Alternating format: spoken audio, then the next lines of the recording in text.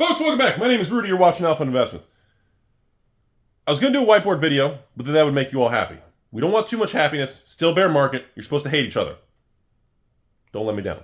So today, I want to have a follow-up video because I made a video yesterday, and at the end of the video, I started ranting and raving about S&P 500 and the stock market and general finance. So we're going to have a general finance conversation, and most of you are not going to like me, and most of you all, if everybody already hates you, eventually they swing the other way? So wait, that makes sense.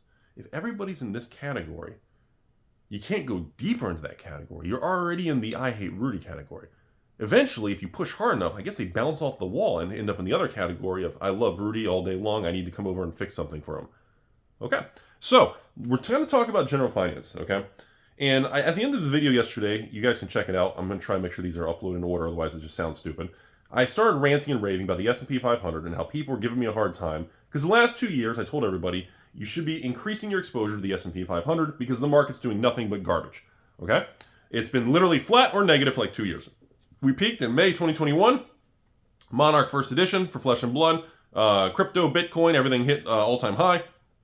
The SPAC, tech boom, all the stupid speculative crap, and of course free money, 10Ds, 10X, that was the peak, May of 2021. So it literally took to the end of 2023 for any form of positive news and activity on the market. So what, 2.5 years, maybe? 2.5 years, let's call it. Let's just 2.5 years. So this was sparked because I had Patreon messages. Consider supporting me on Patreon if you just like the videos. And every once in a while I'll sell you something cheap, otherwise I just hose everybody. Link is below. I'm sure I have empty slots. Otherwise, don't forget to buy a shirt from me. Another link below, because this channel is sponsored by me, my left nut, and you all. Remember, the new Alpha Investment shirts on the link below on eBay say the shirt is worth more than your fucking game pieces. And remember, game pieces to zero, overprint to oblivion. Wizards says 1 million boxes of every set. Now, when people get frustrated with the market, they're saying, Rudy, I've been doing what everyone says. I have a monthly dollar cost average. I put $500 a month into my mutual funds. And for the last 19 months, I've literally, every month I put it in, I lose money. I stick it in, I lose money. I stick it in, I lose money. I stick it in, should I pull it out? Whoa, no giggities. I'm a fucking professional YouTuber. I stick it in, and what happens? Every time I stick it in, things go wrong. Now I've got 47 kids, and eventually I'll stop at 69. I'd be happy with that many kids. Kids are fun. Kids make life worth living. You should have kids. So anyways, it's like we talked about in that Dear Rudy letter. When things are bad, people love to condemn everything. I love that phrase. And be negative on everything, right? And then all of a sudden, out of nowhere, you can have a period of time where everything reprices higher. And I assure you all, not with a 1%, not a 69%, not a 99%, I assure you all, with a G-word guarantee, 100% certainty, there will be a day that all these collectibles, sealed products across the board, will get repriced higher. And everyone's going to be like this. What the fuck happened? Who's manipulating? Who's buying the box? That's what's going to happen. People aren't going to want to accept, and they're going to be very resistant to all of a sudden when sealed product and trading cards, remember, they're not collectible cards. They're all trading cards. No value. You? Is that worth something? Fucking sit on it. You know, there will be a time when these go up in value. And it's going to be a very unpredictable, fast-moving event. And as we talked about here, many people in the last 2 years stopped doing monthly contributions to exposure to the S&P 500, a mutual fund, the SPYs, retirement account, because people are like, Rudy, I'm working hard in my job. I put $500 a month into the S&P, okay? And every time I do it, the next month, my 500's at 480. I do it again, my next 500's at 490. My next 500's at 450. Like, every time I do it, all I'm doing is just burning my own money. And my response to you all is, good. That's the way it's supposed to work. I don't think people understand this is how it's supposed to work, okay? You are not supposed to buy into the S&P 500 and 10x your money. You're not supposed to buy into a mutual fund and make 5-10% by next week or next month. That's not normal. You're not supposed to be able to buy a Magic product, a Pokemon product, and suddenly, like, I bought this box of Pokemon from Rudy. I made 50% in a week because I'm a badass. No! You got lucky. The market, something happened, and it went in your favor. And that doesn't make you special. That doesn't make me for the people. It just means something good happened. And we can't confuse market noise with saying, that guy's awesome. That LGS fucked me. I bought that Disney Lorcana box for $300 a box. They gave me a $100 discount from TCG Player from $400. They still fucked me. No! They didn't do anything wrong. And it's one of these things. People need to have rationale on why things go wrong, are frustrating, anything. And the longer we have an overall S&P 500 stay down or stay flat or stay negative, the higher the probability that we're going to have a repricing higher. And the longer you hold that rubber band and you stretch it down, eventually your arms get tired and the rubber band wants to go up. And that brings me to the next part of this conversation. It's the same thing with sealed product. We're going to focus on Magic in this video because most of you all, that's what you care about.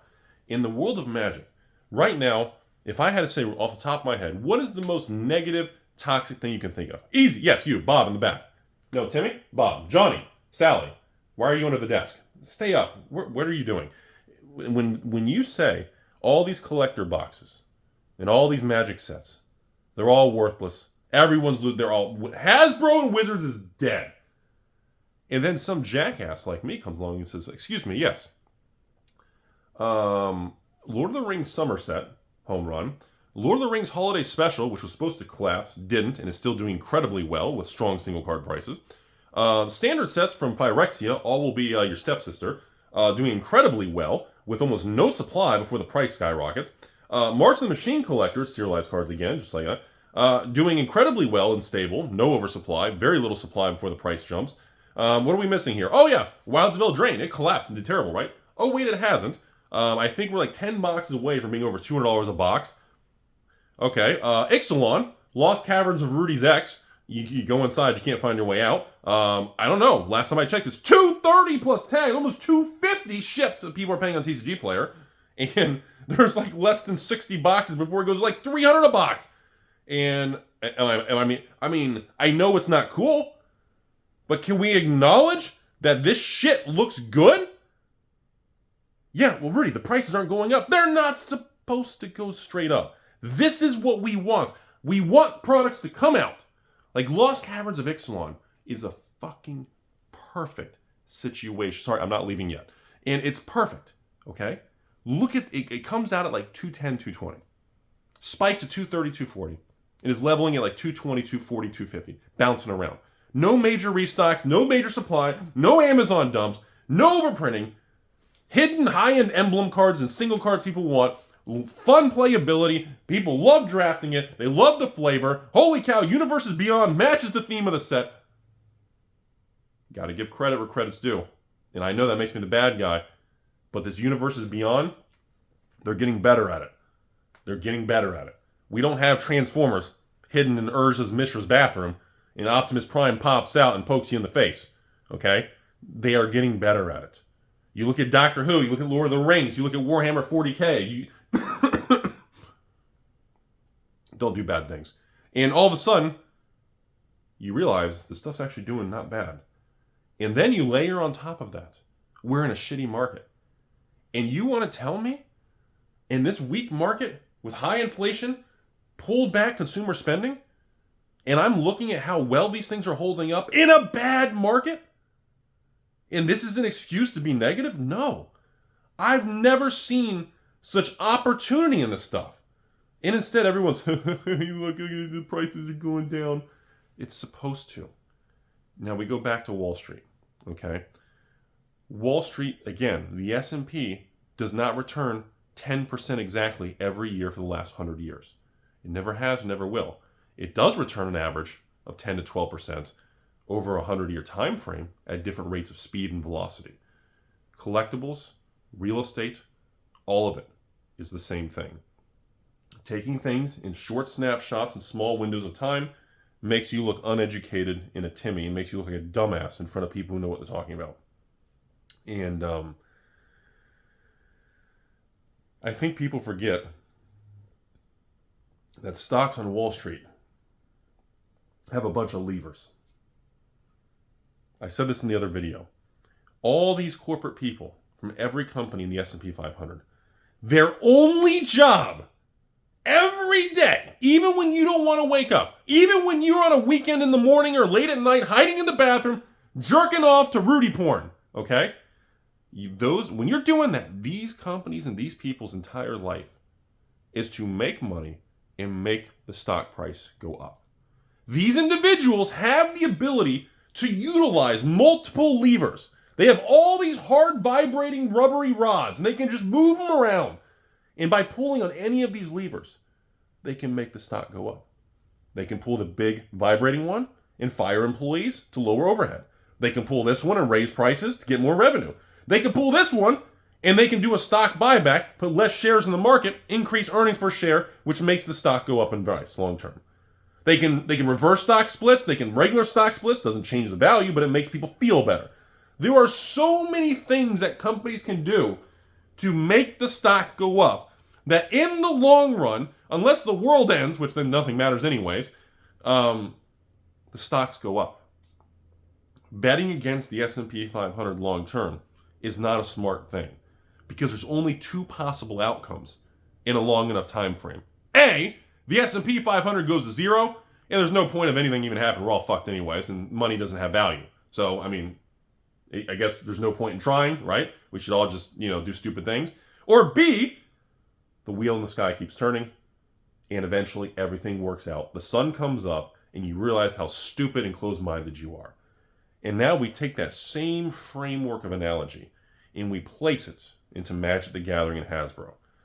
These idiots and these situations and printing and Chris Cox and all this dumb shit that's happened. Yeah, it's stupid. And I assure you, with 100% degree of confidence, with inside information that doesn't exist, that people within that company have told him about the mistakes. And he is aware of his mistakes. And he is aware of his overprinting. He is aware of the mistakes and screw-ups and confidence and cockiness that him and Cynthia and these other idiots and executives, they know. They fully know. And they are going to fix it. Because Magic the Gathering's been around for 30 years. Even through Magic 30 and all kinds of dumb, fucked up shit. There's only two possible outcomes. They fix it, and we all move on with our lives. They don't fix it. It gets worse. They all get fired anyways. Maybe it gets really bad. They don't fix it. They all get fired, and the stock price drops down to 30, 20. I mean, hell, if the stock can get to $5, $10 range, I could get at least, if the stock dropped to $5 to $10, like $5 a share, which I'm gonna be on record, I don't think it's ever gonna happen. If it could get to that, I could get at least 10% of the company easily, which is, again, it's not gonna happen. It's just not, there's too much profitability, there's too much power. I don't think this, I would like it to, but I don't think it's gonna happen. So when we see these possible outcomes, and knowing and having an understanding and a mindset and a framework of the levers and vibrating rubber things they can pull on, there is an extremely high degree of certainty that things are going to move forward and be successful eventually. Just like the S&P, the longer we go through bad markets, the more we condemn the products, the more we trash the products. The more everybody say, Rudy told me what to buy, seal product, it's all at zero. I'm losing my voice.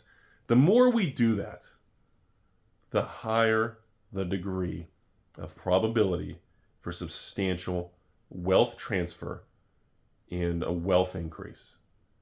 And I may be the only one stupid enough to talk about this and continue forward, but I am continuing to not only buy vintage products of Magic, sealed products of all new Magic, old Magic, sealed products of new Pokemon, old Pokemon. Hell, I am continuing to buy and expand these things because the probability that Pokemon and Magic have a bright future is just as confident as I feel as the S&P 500 doing very well over the next 10, 20, 30 years. The probability and the odds don't eat too many tacos. The probability and the odds of it going in your favor increase exponentially over a long time frame. And it's one of those things where it's like, if I said, Timmy in the back, here's $1 million. Okay? You worked your whole life, you made $1 million. Congratulations. And you said to me, well, Rudy, if I put this $1 million in a sealed product, how stupid am I? I said, well, is that all you have? You have nothing else? Yep, I'm all in on cardboard, nothing else in my life. Well, then you're fucking stupid. If you take, let's say you have $1 million cash and you already have everything else. You have your house and 401k, all the other boring adult stuff. Let's say you have an extra chunk. And I tell you, and you put $1 million in the worst magic set ever. $1 million in Aftermath or Epilogue. Wait, I don't even think you could buy $1 million worth of it. You'd probably move the whole market if you bought even 50 grand. That's another conversation. If you bought into it, and the problem is, and then a year from now you said, Rudy, I put $1 million in a sealed product. I listened to everything you said. My wife's left me. She's staying with you on Wednesdays. I said, well, Wednesdays are a good day. That's after Taco Tuesday. And I tell you, in 2 years from now, your $1 million goes down to $900,000. And you go, Rudy, I've done this 2 years. I've lost money. 3 years from now, your $900,000 is the same $900,000. And then you question, you think, why am I sitting here with all this sealed product? Rudy Fino Water, Beanie Baby Investments, Beanie Baby Pop Figures. I'm sitting here with my Pogs. I got Rudy Rush fake signatures. I got stop tape from your ex's house. And I'm sitting over here with my WADA, pretend they're WADA. They're not WADA. Pretend they're WADA graded games. And you got my fake bars of metal that look like silver. And we got Sir Wolf's a lot and a broken wing from Sarah Angel. And we say, you know, maybe by year 5, the collectible world has a good year again. And in one good turn of events, it can reprice everything so fast. People miss out. By the time the repricing happens, you will miss out. If you are not long-term, strong-minded, not into condemning everything that's in a bad market, bashing wizards, bashing Pokemon, being cool like Rudy. It's okay to be critical and complain about what's happening, but be very careful leveraging the emotion on a business decision, because the true people who will stand the test of time will not make decisions based on emotion. They can be pissed about it, but they will not make business decisions, investing and collecting decisions based on emotion. If you do, chances are you will regret those decisions. And the key is long term. That is why I have such a confidence in, that's why I have such high degree of confidence in the choices that I make. Because unlike the average small LGS, I have no leverage. I have no timetable. I'm in my late 30s. I try to stay healthy. I try to stay active. And I know the most powerful asset I have is time and patience. And I know as long as I have the ability to be patient and not stress over price declines and dramatic, I like to be dramatic for you guys in videos. It makes it fun. But as long as you can keep a level head and you don't make buying or selling decisions on emotion, you will be fine. Things will work out. The proper vibrating levers will get pushed, and we will all move into the future together. Thanks for watching. I'm done ranting. I'm very hungry. Have a beautiful day, everybody.